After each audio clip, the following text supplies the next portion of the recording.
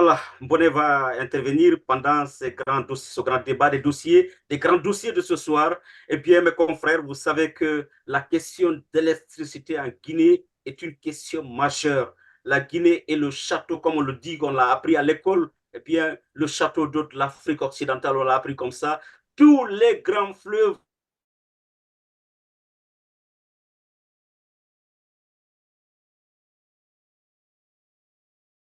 de Guinée, mais il n'y a pas d'électricité. Le ministre guinéen vient de faire une sortie. D'abord, il annonce, il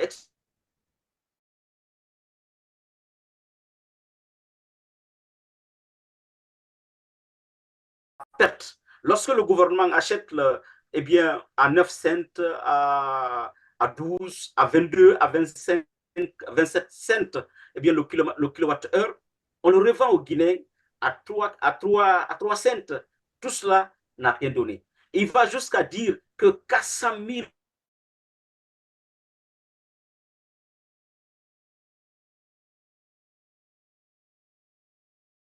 de 1 milliard 600 millions de dollars américains qui ont été investis et engloutis donc dans ce dossier-là, dans ce secteur-là.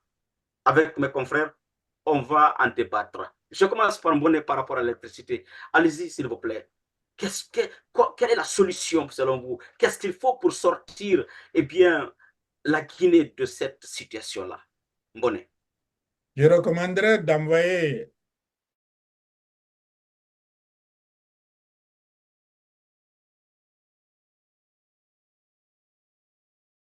qui ont été investis ont servi à quoi?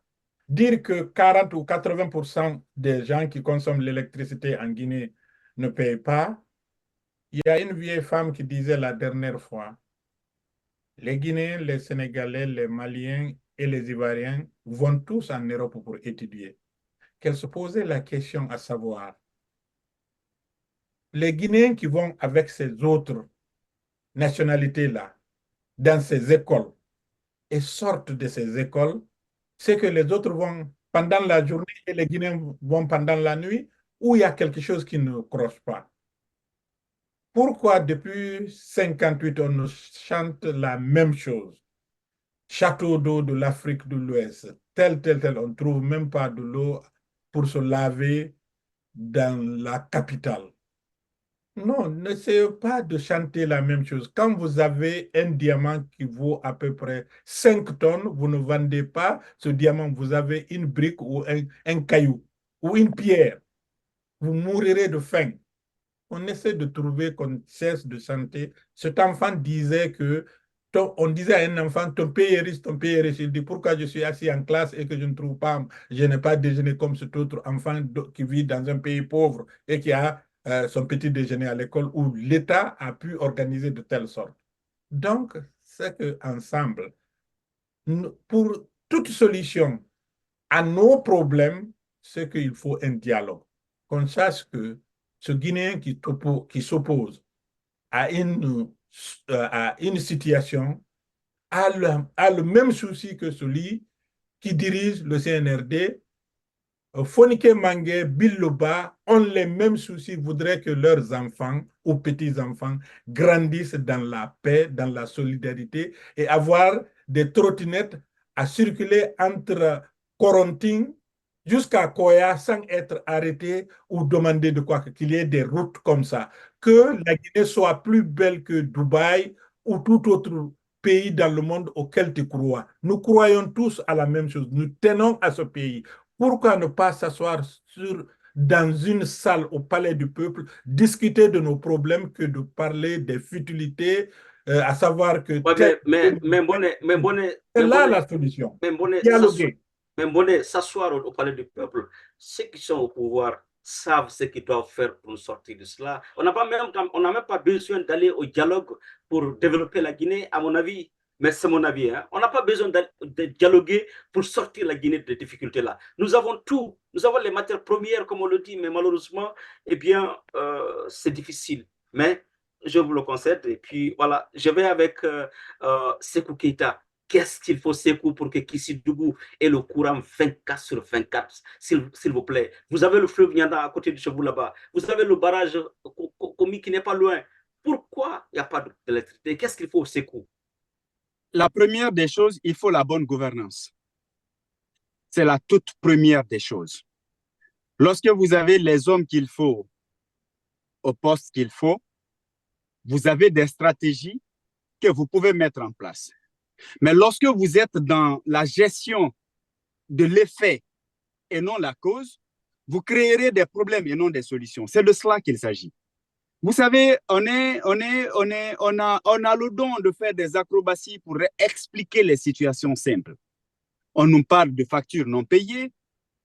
Celui qui dit ça, essayez de lui demander est-ce que son département même, le département de l'énergie même, paye l'électricité? Je ne crois pas. Mais alors, avant de parler des autres, commençons là d'abord. Ça, c'est un premier aspect. Aujourd'hui, est-ce que c'est parce que les citoyens ne payent pas la facture? Est-ce que c'est parce qu'il y a des branchements clandestins que depuis le 5 septembre, on n'a plus, la desserte de l'électricité a pris un coup, on ne donne plus le courant régulièrement? Est-ce que c'est parce qu'il y a des branchements clandestins? Je me pose la question. Parce qu'en ce moment, c'était les mêmes réalités. Avant donc le 21, avant le 5 septembre, c'était les mêmes réalités. On nous présentait les mêmes rapports. Les Guinéens ne payent pas le courant, les branchements clandestins, il y en a partout, les départements ne payent pas d'électricité.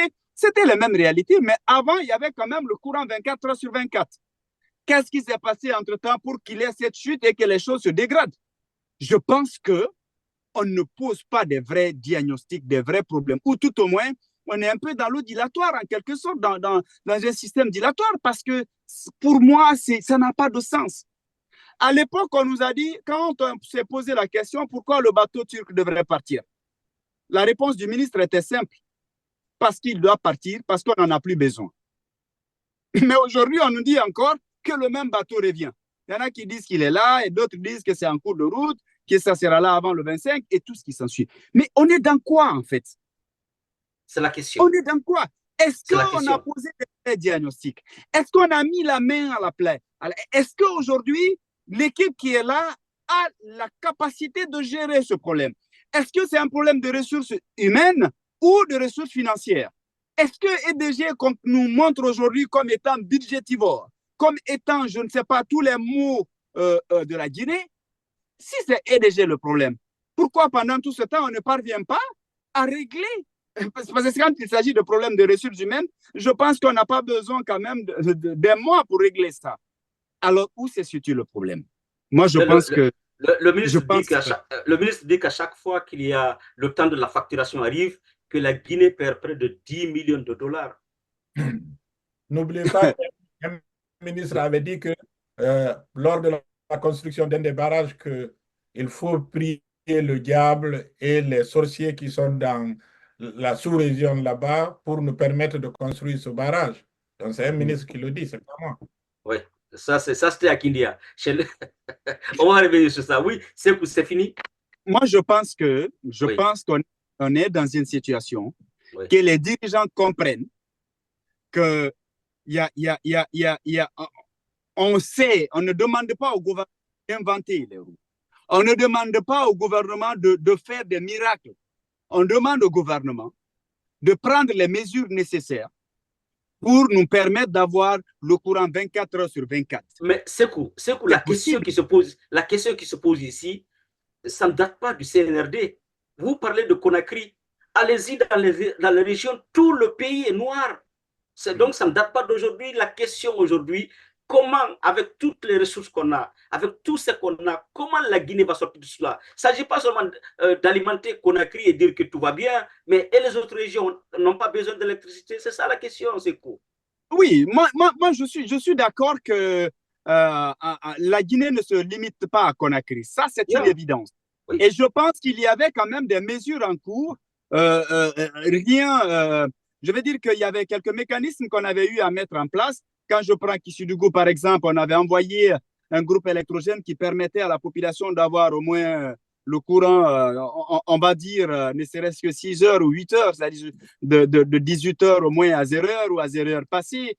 Mais on m'apprend que le groupe là ne fonctionne plus, c'est tombé en panne ou je ne sais pas ce qui s'est passé entre-temps. Et tout ça, je ne sais pas pourquoi dans 2 ans seulement, il y a eu une situation aussi dégradante que, je ne sais pas, hein, mais je pense Peut-être qu'il n'y a pas sincèrement d'argent. que Peut-être qu'il n'y a pas d'abord, d'argent. Peut-être qu'il n'y a pas d'argent.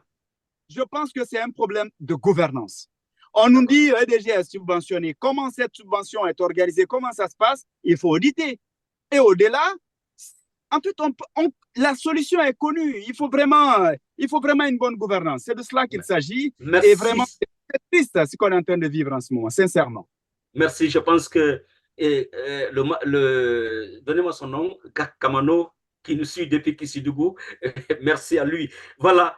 Ibrahim Lenko Souma, Kindia n'a pas d'électricité. Koya, et bien Mamou, Lapé, Mandiana, et bien Zérekore, pas de courant. Qu'est-ce qu'il faut pour que réellement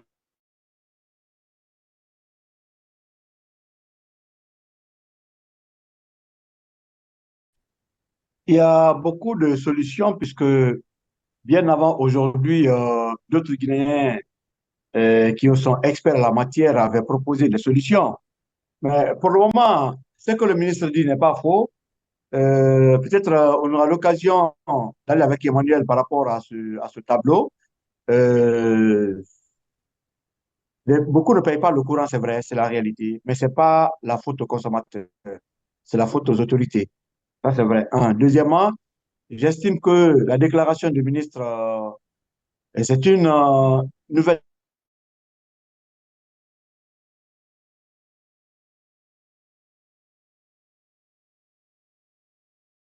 On ne veut pas savoir pourquoi il n'y a pas le courant. On veut le courant. Les Guinéens veulent le courant. Apporter la solution. La dénonciation appartient à l'opposition. L'action appartient au gouvernement. Mais, Ça, là, très mais, il a dit quelque chose que le gouvernement désormais va sévir. Il faut que les gens payent les factures. C'est ce qu'il a dit, le ministre. Oui, mais tout ça, ça c'est des menaces. On veut le courant. On veut le courant et ça peut aller. Hein? Il y a eu beaucoup de solutions. L'une des solutions, c'est d'abord les barrages, les barrages régionaux. Je crois que Ousmane Kaba est promoteur de ça il y a très longtemps. Je crois qu'il travaille avec Alpha Condé. Il avait demandé à ce qu'on construise des barrages, peut-être en fonction des préfectures, même les barrages régionaux. Il y avait la possibilité parce que pour lui, c'est moins coûteux et ça permet de réaliser rapidement les infrastructures et donner le courant aux Guinéens. Si vous prenez par exemple la Guinée forestière, mais je crois que si vous construisez 2 barrages en Guinée forestière, le coût est moindre. Ça peut permettre de maîtriser aussi la situation. Il en est de la même chose pour la moyenne Guinée, la haute Guinée, la basse côte, et ainsi de suite. C'est une solution. La deuxième solution, il faut aller voir Sidia Touré. Sidia, en 96, nommé Premier ministre, il avait aidé une bonne partie de la capitale et l'environnement à avoir le courant. La troisième solution, il faut faire recours à Alpha Condé. Tout n'est pas mauvais. Alpha, c'est un coup d'État qu'il a enlevé, mais au moins, Alpha ne disait pas ce qu'on est en train de dire aujourd'hui. Les Guinéens avaient le courant. C'était quoi son secret? En tout cas, il donnait le courant à une bonne partie de la Guinée. Son secret, je ne sais pas ce qu'il faisait, mais il donnait. Donc, il faut recourir aussi aux solutions alpha. Ça commence déjà parce que je crois que l'ancien directeur de EDG, Bakali Mati, est désormais conseiller à l'énergie du Premier ministre. Donc, il faut aller sur ces pistes-là. Non, on veut le courant. Le pays, c'est-à-dire, l'eau est en train de, la pluie est en train de tuer les gens. La pluie est en train de ravager les champs. La pluie est en train de drainer même les constructions.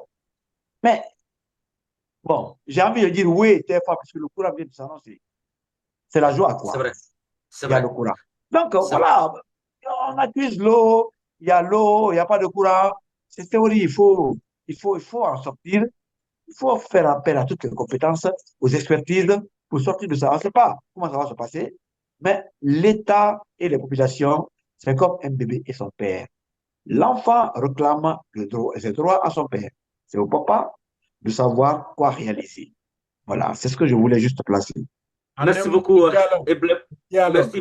Merci, Ibrahim Lenkesouma. Je reviens à Kumba pour cette question-là, mais je rappelle que nous, depuis très longtemps, depuis notre naissance, on entend parler du barrage Koukutamba. Jusqu'à aujourd'hui, Koukutamba ne voit pas le jour. Et chaque jour qui arrive, c'est des promesses. On avait dit non, que la Guinée avait payé tout, c'est à l'OVGS. Voilà. Mais malheureusement, ce barrage-là encore est bloqué. Alors, c'est la situation. À Kumba, quelle est la solution, s'il vous plaît? On parle de, voilà, on achète le courant, par exemple, jusqu'au Sénégal. Voilà. Vouloir parler de la solution, Monsieur Baldé, serait une petite supercherie de ma part, parce que je n'ai pas les compétences techniques nécessaires pour le schématiser. Ensuite, parce que je n'ai pas non plus la connaissance théorique de la situation guinéenne pour proposer, si vous voulez, une littérature pour la solution. Cependant, je voudrais dire ceci. J'ai pitié de Monsieur le Premier ministre Bawouri, qui est connu pour sa bataille pour les droits de l'homme, et il est devenu Premier ministre au moment où on enregistre des disparitions et des violations des droits de l'homme. J'ai pitié de Monsieur le Premier ministre Bawouri parce que de manière théorique, il s'est souvent battu pour la bonne gouvernance et il a fait sienne des préoccupations des populations guinéennes. Il arrive à un moment où on a instauré une politique pour que les Guinéens ne mangent pas à plein ventre et les Guinéens passent toute la nuit certainement à se ventiler parce qu'il n'y a pas d'électricité. Et il est rare de voir un Guinéen qui n'a pas de boutons au visage parce que la chaleur et la sueur conditionnent certaines situations pour la peau. Donc, j'ai pitié de M. Baouri. J'ai pitié de lui parce que les finances publiques ne semblent pas être très solides. Il vient et ça sera certainement son actif, cet échec-là. Mais M. Baldé, plus le mensonge est gros, plus le Guinéen le croit. C'est le professeur qui l'a dit. Hein? C'est du professeur Alpha Condé. Alors, il faut mentir gros pour pouvoir détourner l'attention des Guinéens. J'ai connu M. Aboubakar Kamara très honnête, un grand leader, et puis quelqu'un qui a réussi dans son business. Mais je pense qu'il est temps qu'il comprenne que tout le monde paye le courant en Guinée. Akumba. Oui, laissez-moi parler. Allez-y. Tout le monde paye le courant en Guinée. Mais à qui il le paye? À qui il paye le courant? Personne ne peut avoir un branchement en Guinée sur le système EDG s'il n'a pas payé. Monsieur Aboubakar Kamara, sachez une chose, c'est que si EDG n'est pas performante, c'est dû aux ressources humaines que vous avez engagées ou qui ont été engagées avant que vous ne soyez là.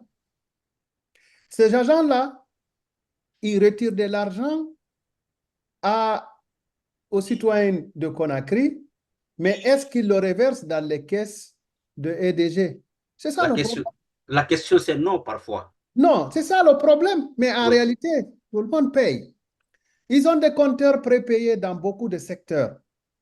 A-t-on réussi à saboter ces compteurs prépayés pour que les gens ne puissent plus aller acheter la carte et recharger leur compteur pour avoir de l'électricité?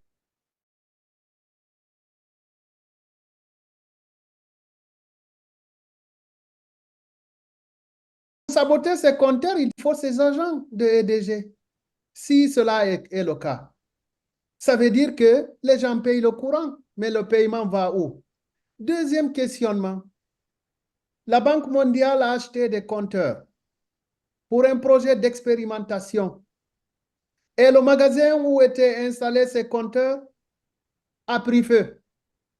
Une enquête a été demandée pour déterminer les conditions. Où est le rapport d'enquête? Pourquoi les compteurs ont pris, pourquoi le magasin de compteurs a pris feu? Pourquoi EDG achète des compteurs avec des particuliers? Pour quelle raison? Pourquoi y a-t-il encore en Guinée des factures forfaitaires?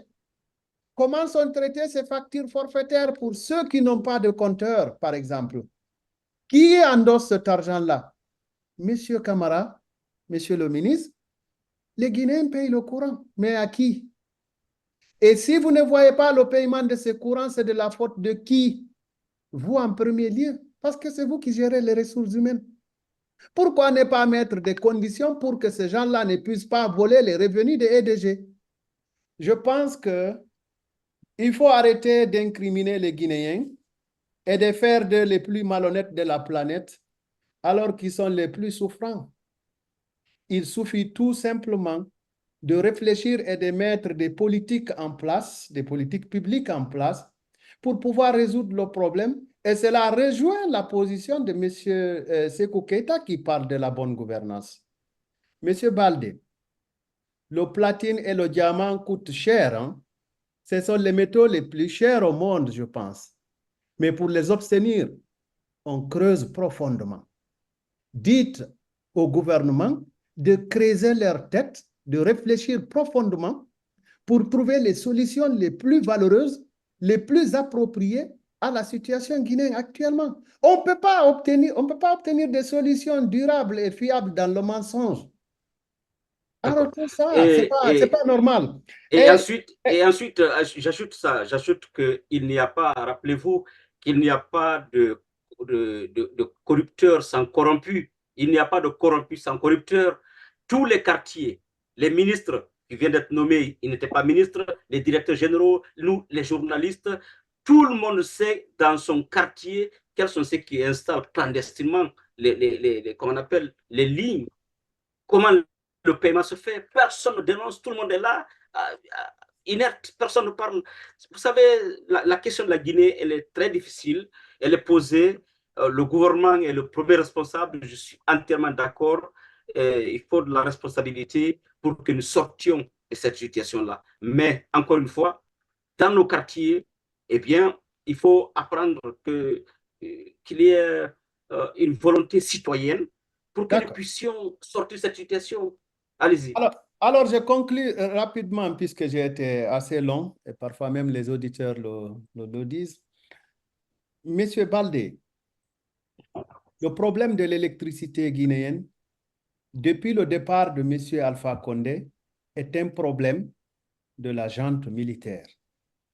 Le problème est dû aux mauvaises décisions de la junte militaire.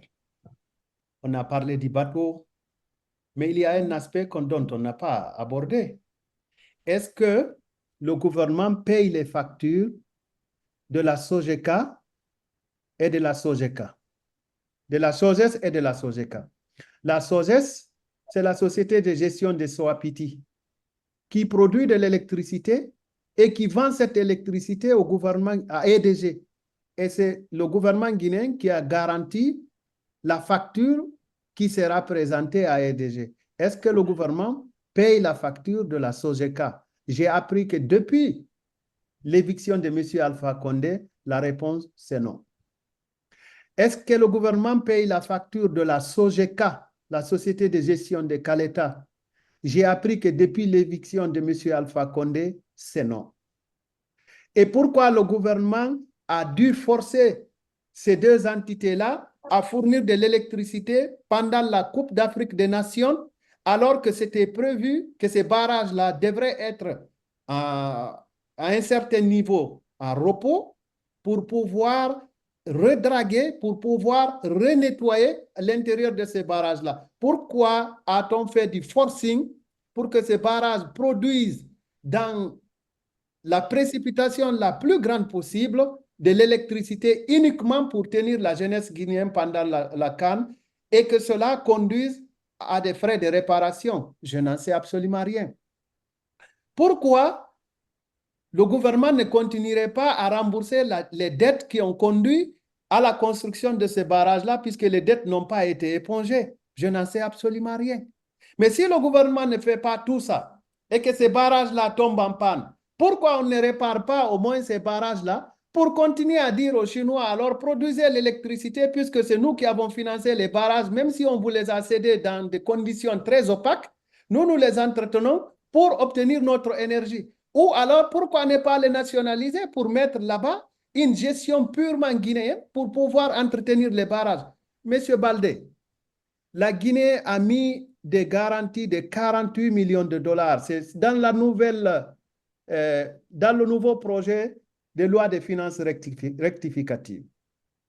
Un fonds de garantie de 48 millions de dollars, soit 409,22 milliards de francs guinéens, c'est l'équivalent de 48, en tout cas selon le document, dont 20 millions de dollars pour les opérations d'importation de produits pétroliers et 28 millions de dollars, tenez-vous bien, ne tombez pas, 28 millions de dollars uniquement pour payer la facture de la Sénélec.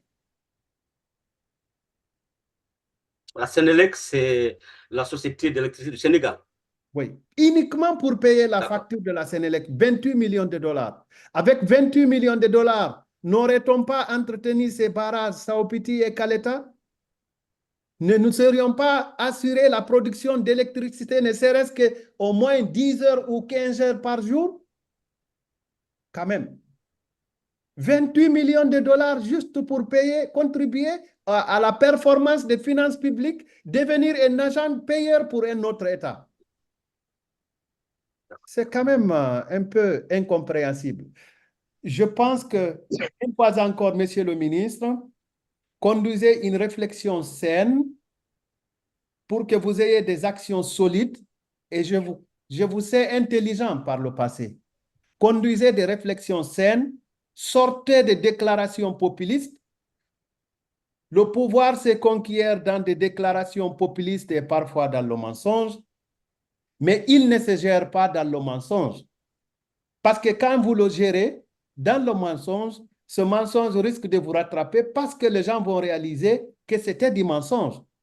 Aujourd'hui, il y a un élément de comparaison, c'est la période d'Alpha Condé. C'est la période la plus proche. Essayons de réfléchir et de trouver des solutions pérennes.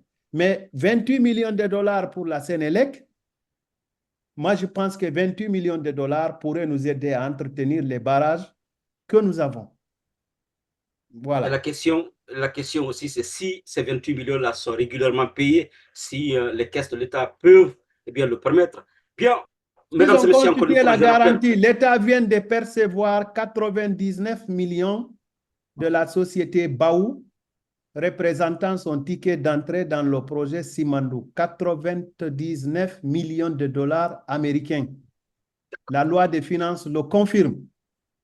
Alors, quand on a 99 millions de dollars américains et qu'on constitue 48 millions uniquement pour 2 secteurs, et parmi les 48 millions, 28 vont dans les poches d'un État voisin, alors que les 28 là pouvaient entretenir nos barrages. Bien. Et Voilà. même nos groupes électrogènes.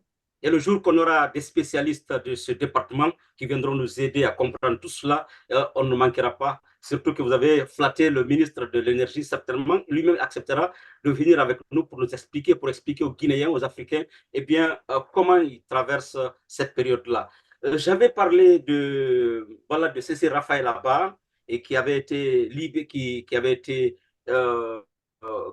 acquitté lors du dernier procès et qui est encore en prison. On va revenir sur ça parce que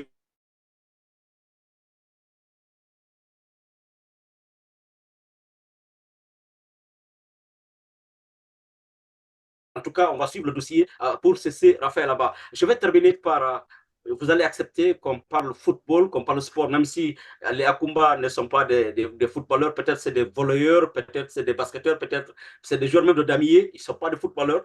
Mais avec les autres, on va parler de football. Le Style national de Guinée, Kaba Diawara, a été débarqué faute de résultats selon le communiqué de la Fédération guinéenne de football.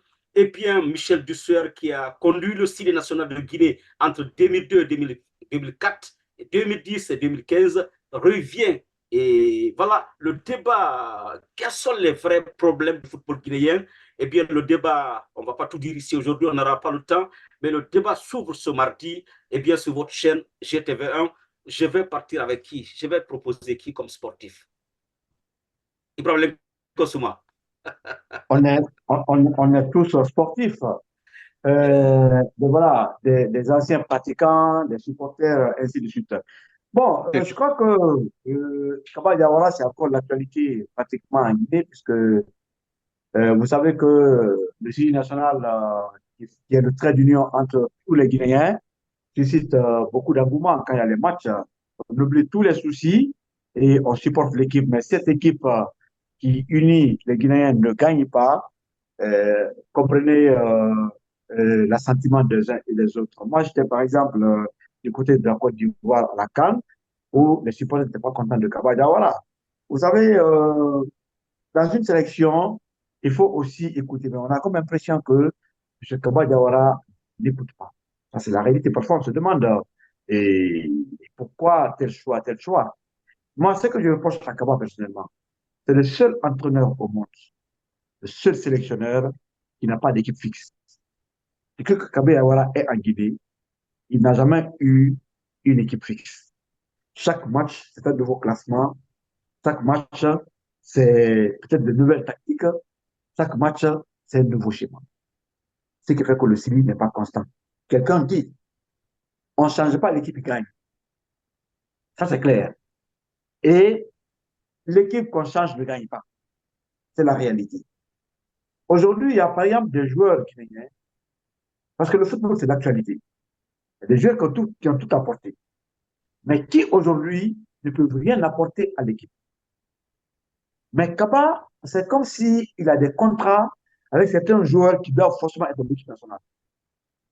C'est Kaba qui sélectionne des joueurs qui n'ont jamais joué un match dans leur club. Il les fait venir dans l'équipe nationale au détriment de ceux qui sont en forme et qui sont titulaires dans leur club. C'est Kaba qui le fait. La raison, on ne sait pas. Je prends un exemple concret sur le capitaine Naby Keita. C'est vrai, Naby Keita a tout donné à la Guinée. Mais le foot, c'est l'actualité. Titi a tout donné à la Guinée. Pascal a tout donné à la Guinée. Akabe a tout donné à la Guinée. Mais le football, c'est la forme actuelle. C'est l'un des sports les plus ingrats. C'est comme le journalisme.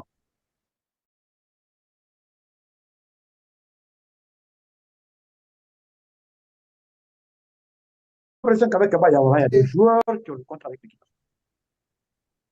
Des bons joueurs sont mis de côté et au profit de ceux qui ne jouent pas. Et s'il y avait aussi le résultat, on pouvait comprendre. Mais il n'y a pas de résultat. Moi, là où j'ai été déçu un peu de Kaba Diawara, c'était lors de la CAN. Personnellement, hein, j'ai rien contre lui.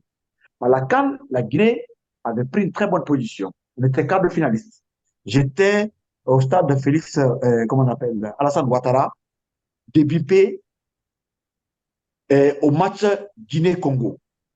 Mais le match que la Guinée a opéré contre la Guinée équatoriale, qui était l'une des meilleures équipes, ce tournoi, qui a battu la Côte d'Ivoire 4-0, cette équipe de Sidi pouvait remporter cette édition de la CAN.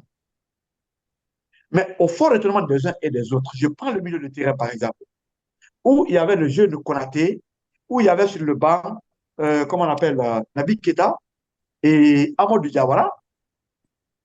Mais le match de la Guinée contre le Congo, mais Kaba Diawara a fait venir des joueurs qui n'ont aucune compétition dans les jambes.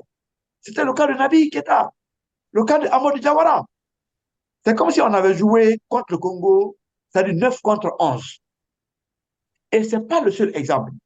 Regardez récemment le match en Algérie, où le Syrie est allé battre l'une des meilleures équipes africaines, l'Algérie, les Fennecs d'Algérie.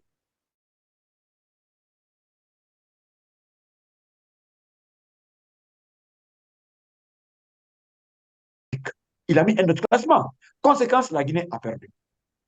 Donc, c'est pourquoi j'ai dit que Kaba, ce n'est pas un entraîneur constant. Ça, c'est que je ne sais pas si c'est un problème de niveau, s'il écoute, mais Kaba, on peut pas faire avec Kaba. Mais j'ai beaucoup de doutes aussi par rapport au staff transitoire mis en place. Puisque Paquier, qui est aujourd'hui le sélectionneur, était l'adjoint de Kaba, que Kaba lui-même a limogé. On parle de Paquier comme sélectionneur. Il va être assisté par un autre entraîneur qu'on appelle Abedi. Abedi n'est jamais dans l'équipe A. Abedi a les catégories inférieures. Mais il va être, comme on appelle, l'adjoint de Kaba Diawara. Mais pendant ce temps, l'équipe est placée sous l'autorité de la direction technique. Le directeur technique est l'AP. L'AP, c'est l'un des meilleurs entraîneurs de ce pays. Aujourd'hui, il est DTN. Mais après l'AP, on a annoncé Dussier. Moi, j'aurais bien compris que l'équipe soit confiée à Dussier. Dussier a fait 5 ans à la tête du Syrie national. Dussier, c'est au moins 17 victoires, je crois 15 défaites et 9 matchs nuls à peu près. C'est son bilan. Il n'est pas aussi, peut-être, en termes de résultats, plus que Kaba. Peut-être, peut-être. Et c'est Mais sûr le d'ailleurs. fait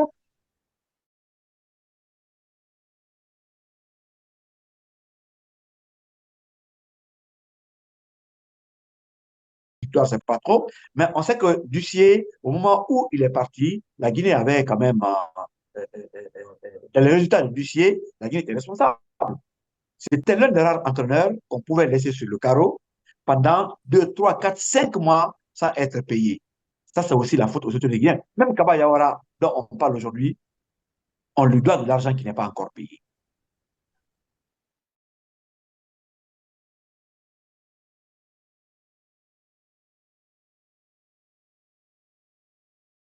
Mais moi, j'aurais préféré qu'on trouve aujourd'hui des entraîneurs encore plus qualifiés. En Guinée, il y en a encore. Peut-être Dussier même, on peut comprendre. Mais le staff transitoire mis en place, Poliana, qui hein,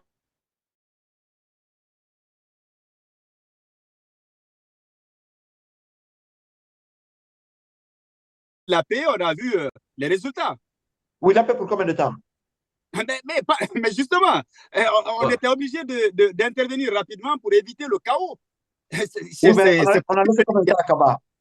Non, mais c'est facile de dire il y en a. C'est parce qu'au moins Kaba a eu voilà, quelques bonnes notes. Mais l'AP, je pense qu'il fallait rapidement intervenir pour éviter le dégât. C'est ce qui s'est passé. Non, moi je pense que Kaba n'a pas été le bon choix. Kaba a été peut-être un bon joueur, C'est quand il y en a mais pas un plusieurs bon en Guinée, c'est bon aussi, il faut prendre, c'est de ça il s'agit. Voilà. bon, Moi, je voudrais. parfois. Oui, oui, allez-y, allez-y, allez-y, Donc, allez-y, Lincoln. pour conclure, on va voir les résultats, mais beaucoup s'attendaient au limogeage de Kaba bien avant aujourd'hui. Et ce qui a empiré la situation de Kaba, c'est les JO. Au niveau des JO, ce qui s'est passé, personne n'a compris la décision de la fédération.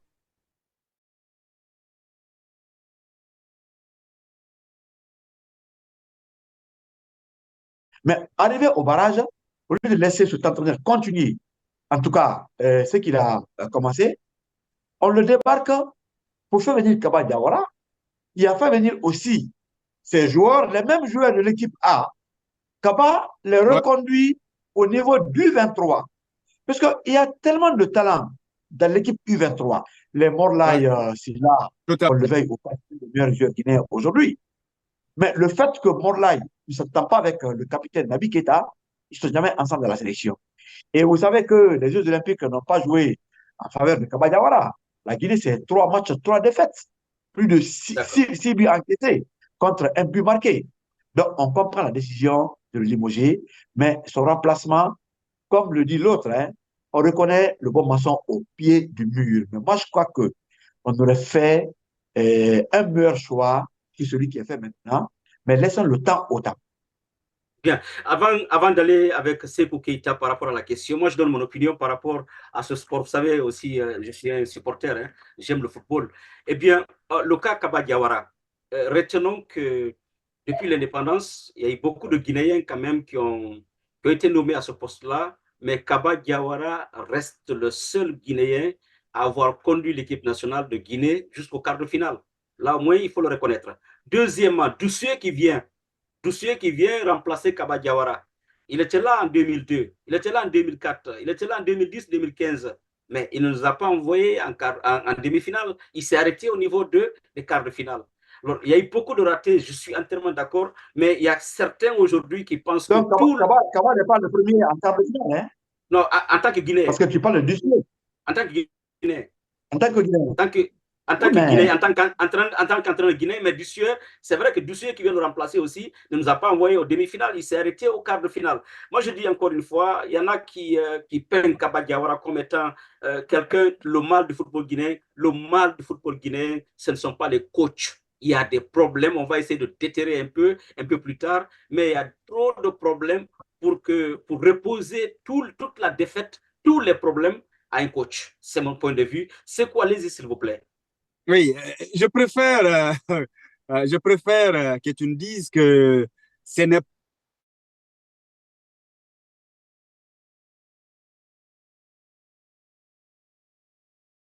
voilà, de nos équipes nationales, j'allais dire.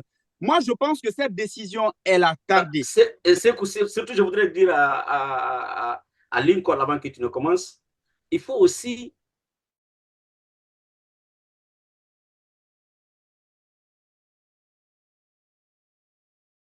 Gambien jouer, vous voyez les Sénégalais jouer, vous voyez les Camerounais jouer, vous voyez comment ils se battent là, les Bissau-Guinéens, les Équato-Guinéens jouer, on sent la Côte d'Ivoire récemment, quand on les voit jouer, on sent l'énergie, le patriotisme. Et quand on voit les nôtres jouer parfois, tu te demandes, est-ce qu'ils refusent de jouer? Est-ce qu'ils sont malades? Est-ce que c'est un sabotage? Qu'est-ce qui ne va pas? Aussi, il ne faut pas responsabiliser que le coach, aussi les joueurs, Ah, nos joueurs. bien. Là-dessus, on est d'accord. Hein.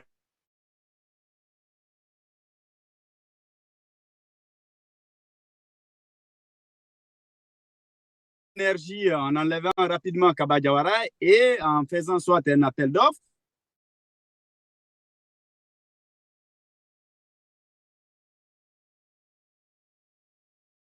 Le sort de notre équipe nationale Le naufrage.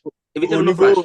au niveau des Jeux Olympiques, mais malheureusement, on n'a pas pu le faire. Moi, mon vrai problème avec Kaba, c'est quoi?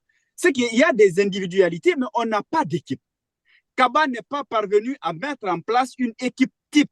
C'est de cela qu'il s'agit. Lincoln a cité un exemple tout à l'heure qui me paraît mieux indiqué d'ailleurs pour expliquer ce phénomène. Et contre justement l'équipe qui a battu l'Algérie. Le match, l'équipe a été, c'est-à-dire impeccable sur toute la ligne. Mais même, en fait, dans un jargon simple, on le dit souvent qu'on ne change pas l'équipe qui gagne. Je crois que ça, c'est quand même basique. Mais malheureusement, on a été surpris de voir une autre équipe opérer le match qui avait suivi, comme si on était en train justement de chercher à... Est-ce qu'il n'avait pas de blessés? Est-ce qu'il n'avait pas de blessés? Non, Il y avait rien. c'est une question de blessés. Non, ce n'était pas une question de blessés, c'était simplement une question, je veux dire, d'incompétence. C'est de cela qu'il s'agit. Et mais vous avez vu, même les défaites pendant ces Jeux olympiques, je pense que ce n'est pas parce qu'on n'avait pas de joueurs, ce n'est pas parce qu'on n'avait pas quand même les ingrédients nécessaires pour mener des victoires, mais c'est justement la combinaison. Et puis voilà. Et quand j'ai entendu Kaba dire à un moment donné, quand on lui a parlé de certains joueurs qui évoluent ailleurs et qui ont des talents, pourquoi ils ne partent pas les chercher? Il dit, ben, ce sont des Guinéens.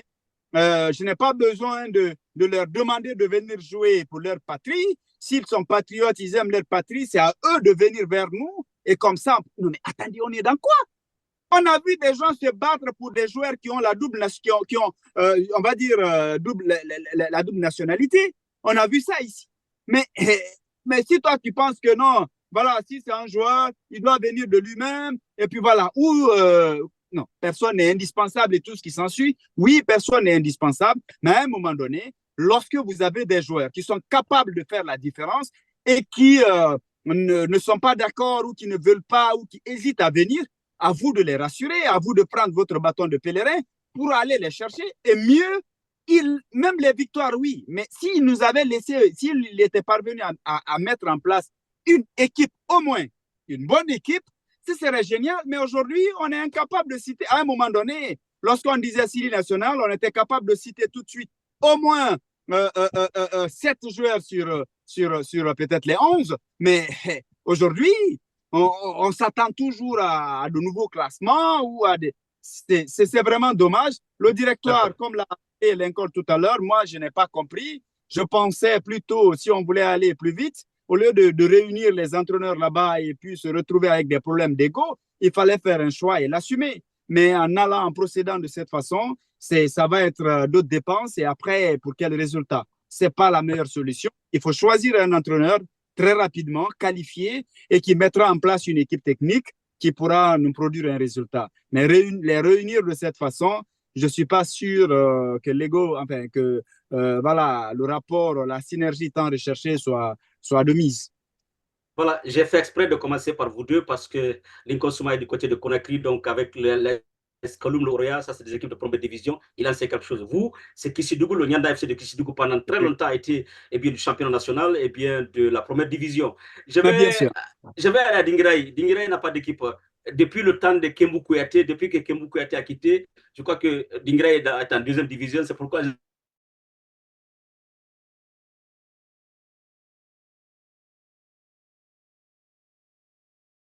équipe, mais nous avons battu Dabola et Farana une fois. Il faut se mettre ça de côté.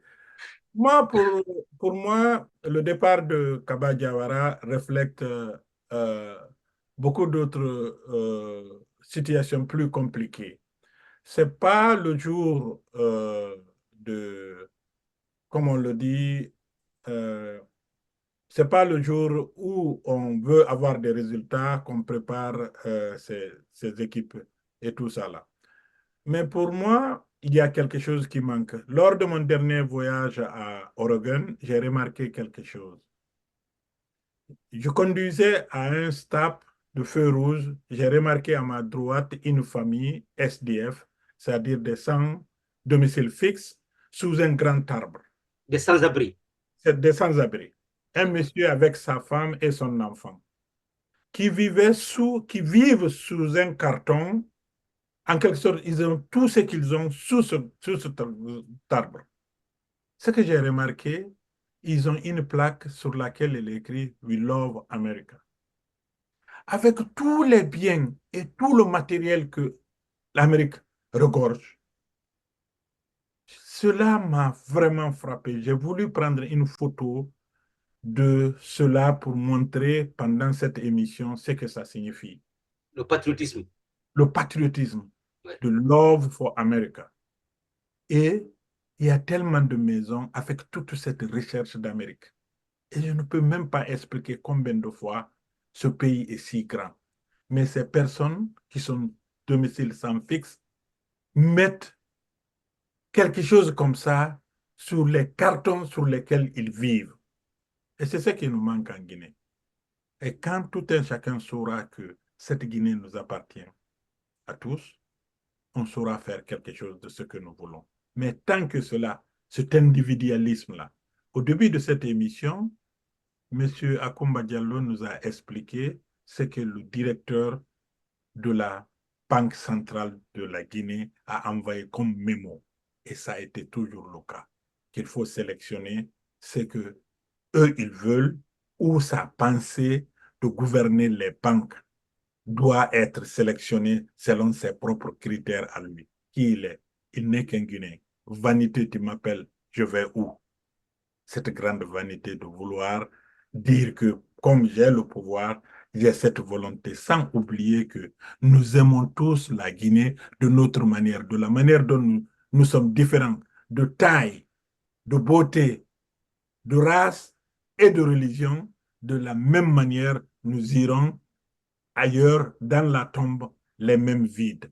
Donc, si on essaie savoir que cette vanité d'avoir cette grosse voiture et d'occuper des postes dont on se croit trop machiné, mais on oublie que cette Guinée nous appartient à tous et qu'ensemble, et c'est pour cela que je fais appel toujours à ce dialogue, de comprendre qu'on ne peut pas tout résoudre sans les autres et qu'on doit vivre ensemble, gérer ensemble.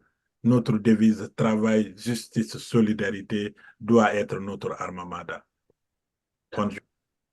Voilà, c'est ce que je voulais. Il a parlé de patriotisme. Effectivement, l'Amérique, c'est un exemple de patriotisme. Les Américains aiment beaucoup leur pays et nous aussi, les Guinéens aussi, aiment le pays. Et là, Kaba Diawara, il est aujourd'hui limogé. C'est vrai, quelque part, il y a de l'incompétence. Je suis entièrement d'accord. Et Kaba Diawara reste et demeure un patriote. Il aime beaucoup la Guinée. Il aime la patrie. Depuis quand il jouait pour le Syrie national de Guinée. Mais aujourd'hui, par rapport au football, chacun, les spécialistes expliquent qu'il y a eu des erreurs de sa part, il y a eu beaucoup de choses qu'il faut régler, qu'il faut corriger absolument avec Kaba Diawara. Aujourd'hui, les partis, Bon, le ceux qui football, viennent, c'est le résultat. le football, c'est Et le résultat. Je suis d'accord. attendez, le football, c'est le présent, c'est le résultat. Peu importe le passé, si vous n'avez pas de résultat. Mais Lincoln n'a pas joué. Lincoln n'a pas joué au football. Si, bien sûr, je joue encore, hein, voilà. Le foot, c'est le résultat. Peu D'accord, importe comment il soit beau, il soit vilain, s'il c'est n'apporte pas le vrai, résultat à l'équipe, c'est on vrai. s'en débarrasse. Je suis Il ne d'accord, fait je pas suis d'accord, attention. je On suis le d'accord, paye. je C'est suis pour le d'accord, résultat. S'il n'y en a pas, d'accord. Le football, c'est le résultat. Kaba est parti, Dussier est venu. Espérons que, pour une fois, la Guinée partira. Eh bien, la prochaine Coupe d'Afrique nationale de football, nous allons dépasser, et pour une fois depuis très longtemps, les quarts de finale pour aller en demi-finale. Pourquoi pas? Et probablement la finale et la Coupe. C'est notre souhait le plus ardent. Je vais terminer par Akumba. Je ne voudrais pas que euh, les hommes de Gawal m'en veuillent parce que Gawal, je ne me rappelle pas. J'aime le football guinéen beaucoup, je le suis, mais Gawal n'a pas été une seule fois en première division. C'est une équipe de deuxième division, même de troisième division d'ailleurs, que les fils de Gawal, m'en excuse très fort. C'est pourquoi je termine par vous. Si vous pouvez parler, vous êtes libre. Si vous ne pouvez pas parler, ce n'est pas de votre faute. Voilà, l'homme de Gawal. Akumba Gawal Diallo, allez-y. Merci beaucoup. Je ne connais pas le football, mais je pense que Serou Girassi devrait avoir quelques liens avec Gawal. Et ce n'est pas un petit joueur. Je ne sais pas si, je ne sais C'est pas Girassi est de si Bokeh. Il est de Bokeh, il n'est pas de Gawal. d'accord, les Diakanké de Bokeh sont venus de Gawal. C'est aussi clair. C'est la famille de Touba. D'accord. Je ne sais pas si Sadio Mané a quelque chose avec Gawal, mais en tout cas, je Lincoln. sais que c'est la zone de Mandingo. Non, attendez, c'est juste. Akumba, laisse les histoires. Oui, Akumba, laisse les attendez, histoires. attendez. Mon ami, laisse les histoires. Non, ce ne Voilà. sont pas des histoires. Laisse-moi finir pour revenir sur ton terrain qui est derrière toi, parce que tu te dis footballeur. Je connais le terrain où tu joues. Ensuite, le célèbre journaliste sportif Amadou Djulde Diallo a pris son premier micro à Gawal. Je suis d'accord. Et enfin, l'un des fondateurs du centre médico-sportif et docteur de ce centre-là jusqu'à sa mort, depuis Afia Football Club jusqu'au Sili National, docteur Kopa Diallo est de Gawal. Donc, vous comprendrez que... Et ensuite, vous avez eu un ministre de la Jeunesse qui a été très compétent d'ailleurs. L'un des tout premiers ministres de la jeunesse de Lansana Conté. Oui. Donnez-nous son nom, s'il vous plaît.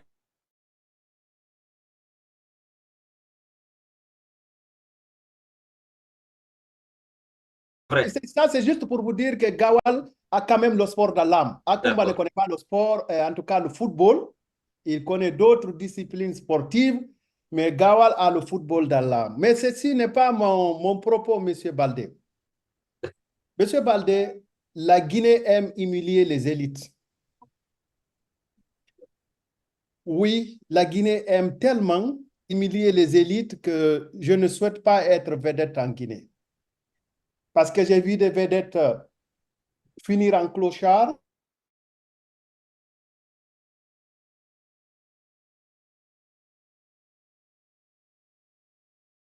Avec l'humiliation dans leur âme, ou d'autres vivre avec l'humiliation. Pourquoi je dis que la Guinée aime humilier les vedettes? Qui n'a pas entendu parler des petits souris?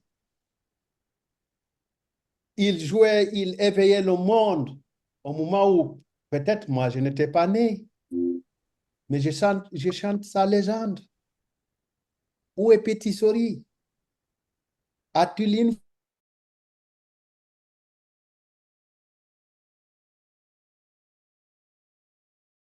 la République? On me dira peut-être qu'il...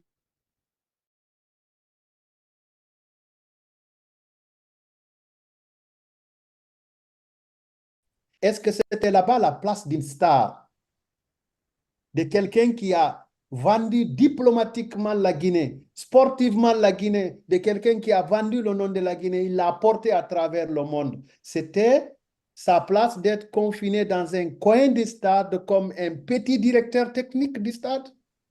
Non. Je me demande. J'ai parlé tout à l'heure du docteur Kopa, qui a fait toutes ses études pour implanter le centre médico-sportif du stade du 28 septembre. Il y a travaillé jusqu'à sa mort. Je pense qu'il a été enterré pratiquement dans l'anonymat. C'est ça, honorer les vedettes? Non. Où est Aboubakar Titi Camara aujourd'hui? N'a-t-il pas été jeté comme une peau de banane Alors que quand Aboubakar Titi devait tirer, toute la Guinée s'arrêtait d'un coup. Et quand il jouait, tout le monde chantait Titi. Quelle est l'humiliation qu'il n'a pas subie? Je ne voudrais pas parler des problèmes privés, mais quelle est l'humiliation que Titi n'a pas subie? L'a-t-on valorisé? Où est-il? Et je reviens également pour dire que Amadou Diouf Diallo, monument de la presse sportive auprès de Feu Pathé Diallo et autres, n'a-t-il pas été privé de son salaire pour qu'il vive comme un mendiant pendant de longues périodes? Je crois jusqu'à présent, non? Où est-il? Où est-il? Est-ce que la République le nourrit? Je quitte là. Prenez M. Thierno Saïdou Diakité, journaliste sportif de tout le moment, commentateur avec un langage solide. Où est-il? Qu'est-ce que la République fait de lui? Dans l'anonymat. En plus qu'il soit handicapé. Dans Qu'est-ce l'anonymat. que la République fait pour lui? Monsieur Kaba Diawara, vous n'allez pas faire l'exception. La Guinée a pris pour culture d'humilier ses vedettes. Et c'est pour ça, moi, je ne souhaite pas être vedette en Guinée. Vous n'allez pas faire l'exception. Un entraîneur, c'est toute une équipe. Un entraîneur, c'est un encadrement. Un entraîneur, si vous voulez, c'est toute une somme de directives. Le coupable cherche toujours celui qu'il doit culpabiliser. Moi, je ne connais pas le football. Hein. Je ne sais pas si vous avez bien fait ou vous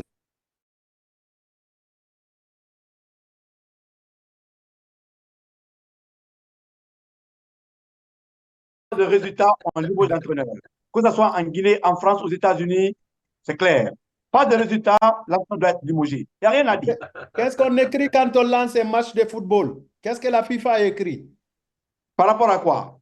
Quand on lance un match de football, quel est le slogan le plus présent? C'est fair play, mon ami. Bon, je ne sais pas. C'est fair De quoi play. tu parles? C'est fair play, c'est ce Mais qui est non. présent. Le fair play, c'est par rapport au football sur le terrain. D'accord. Mais le football, requiert à Kumba, s'il n'y a pas de résultat, l'entraîneur paye les frais. Alors, Bien. pourquoi on récompense un meilleur joueur, un meilleur buteur par rapport, qui appartient à l'équipe, par exemple, qui a été battue? Un homme du match, par exemple, qui appartient à l'équipe qui a été battue. Donc, écoutez, je ne connais pas le football. Je ne connais pas le football. Je voudrais vraiment pas discuter. Malheureusement pour toi, mon ami. Non, Mon ami, Lincoln, je voudrais ajouter quelque chose. Voilà, je voudrais ajouter quelque chose sur ce que Akumba a dit. Valoriser ceux qui ont travaillé pour la Guinée. Et Dienabou Kamara, si vous vous rappelez bien, avait dit la même chose quand elle fut convoquée sur le cas de l'Assemblée nationale, le détournement, ainsi de suite, par la grief. Et pour le cas de Sheriff Suleiman, pour son ballon d'or, nous avons vu un de nos patriotes, Paul Théa, qui lui a restitué, qui a collecté, a travaillé pour lui restituer son ballon d'or et même organisé une cérémonie, invité Petit Sori et autres. Notre compatriote Paul Théa, qui vit à Minnesota, s'est débrouillé aux États-Unis pour rentrer en Guinée, restituer à Sheriff Suleiman son ballon d'or. Alors, Paul Théa est-il guinéen ou pas? Un bon compatriote ou pas? Mais il n'a même pas cherché cet honneur ou cette gloire pour se dire qu'il faut ça. Mais il s'est rendu compte qu'il faut organiser. Regardez son site internet. Vous verrez que depuis Hafia 77 jusqu'à aujourd'hui, il est en train de collecter des informations et informer les Guinéens sur la qualité et la valeur de nos compatriotes qui se sont toujours battus pour la gloire de ce pays. Merci beaucoup. Merci. Voilà, J'aimerais terminer mon propos, monsieur. Allez, vous avez 30 secondes, s'il vous plaît. Non? Vous avez 30 secondes, allez-y. OK. Je voudrais dire que la Guinée n'aime tellement pas ses vedettes que beaucoup de ces vedettes ou anciennes vedettes vivent dans la misère depuis que Antonio Soare n'a plus les moyens de les nourrir. Parce qu'en réalité, c'est lui qui récupérait certaines vedettes et qui leur attribuait une certaine pension. C'était volontaire, hein, de sa part, une certaine pension pour que ces vedettes-là vivent dignement.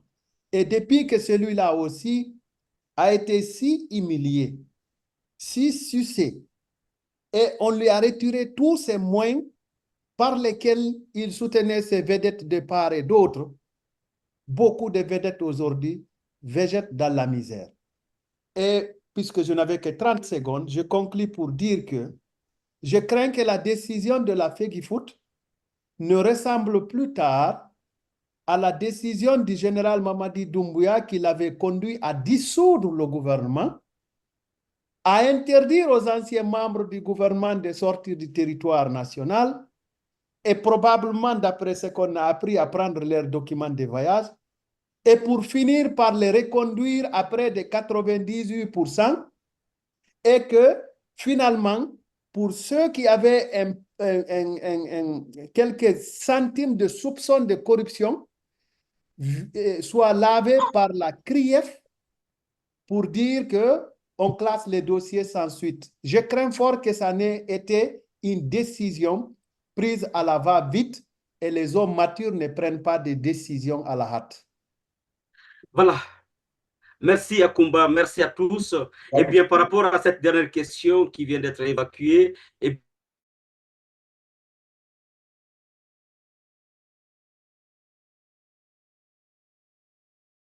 je me rappelle une fois, j'étais au Palais du Peuple et un patron des médias, Elhaj Abdoulaye Diallo, le directeur du bureau de presse de l'Assemblée, m'a posé une question. Tu connais ce monsieur qui est assis ici? J'ai dit non, je ne connais pas ce monsieur-là. Il dit, c'est lui, Oumar Diabaté, journaliste de la Voix de la Révolution. Quand l'ai soulevé, je ne le connaissais pas, je ne l'ai jamais vu, c'était ma première fois de le voir.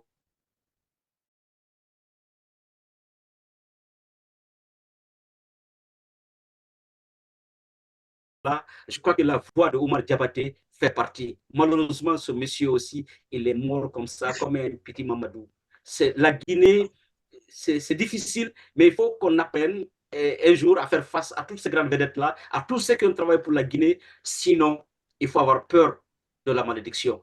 Et on espère que ça n'arrivera pas. Encore une fois, mesdames et messieurs, on va s'arrêter là aujourd'hui. Merci à nos confrères, à mes confrères qui sont, voilà, Ibrahim Lenkosouma depuis la capitale guinéenne Conakry, Sékou Keita depuis la capitale guinéenne Conakry, Akoumba Diallo depuis le Bronx, nous sommes à New York, Amadou Mbone Diallo depuis le New Jersey, même s'il n'a pas salué aujourd'hui son bonnet natal, là il va régler son compte là-bas. Merci également à toutes les directions techniques, eh bien Ibrahim Sissé à Washington DC, Ibrahim à Lyon, Tramé à partir de Dakar, Kourouma Sekou depuis Conakry et Rocher à Lomé. Donc toute cette équipe technique s'est mobilisée pour nous accompagner dans cette émission. Quant à moi, je vous dis au revoir et on se reprend dans la prochaine émission. Bye bye.